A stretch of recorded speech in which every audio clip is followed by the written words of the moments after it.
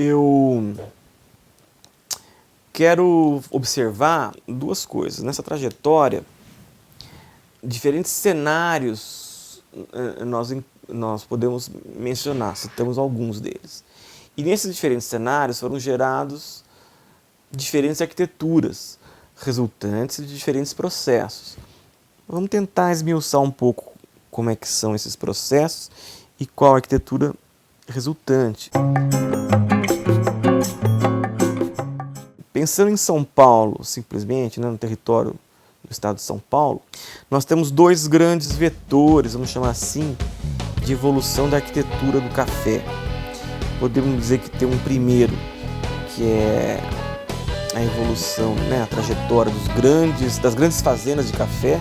Então o café entra ali, vamos por começo do século XIX, pelo Vale do Paraíba, ganha a região de Campinas e centro do estado ali por volta de meados do século XIX, atinge o seu apogeu por volta da década de 70, 80, 1880, por aí, mas ele segue em direção ao oeste paulista, atingindo um grande cenário, mais um grande cenário, que é a região de Ribeirão Preto. Podemos dizer que a fazenda do Vale do Paraíba é diferente da fazenda de Ribeirão Preto, sim. E podemos dizer que a fazenda típica e a grande fazenda de Campinas seria uma espécie, do ponto de vista arquitetônico, de uma transição entre a fazenda típica aí do Vale do Paraíba e a fazenda que depois tornou-se modelo no oeste paulista. Aí tem a quebra de 29, uma grande crise econômica em escala global, no ano seguinte, uma grande crise política em escala nacional, e tem um gap nessa trajetória, uma retomada, já no final da década de 30, para uma nova trajetória de evolução aí dos cenários da cultura cafeira, que sai do oeste paulista, passa pelo chamado oeste novo paulista, região de Marília, Garça e Redondezas, em direção ao norte do Paraná, chegando lá em Londrina, que já não seria uma lógica das grandes fazendas, mas sim dos sítios de café.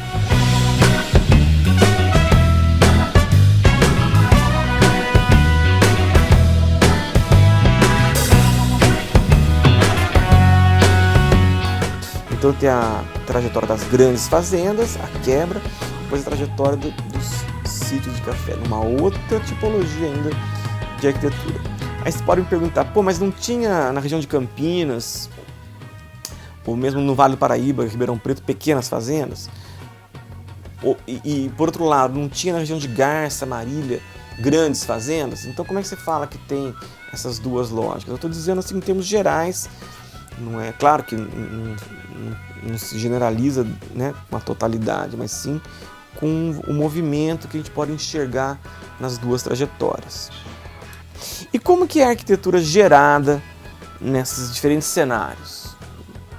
Bom, uma maneira de a gente fazer isso, eu explico direitinho no trabalho, com mais detalhes, mas aqui para a gente poder trocar uma ideia, é o seguinte, é tentando entender os processos que prevalecem, que determinam, vamos dizer, a produção do café ou toda a cultura cafeeira em cada uma dessas épocas, em cada uma dessas épocas, em cada recorte temporal e espacial.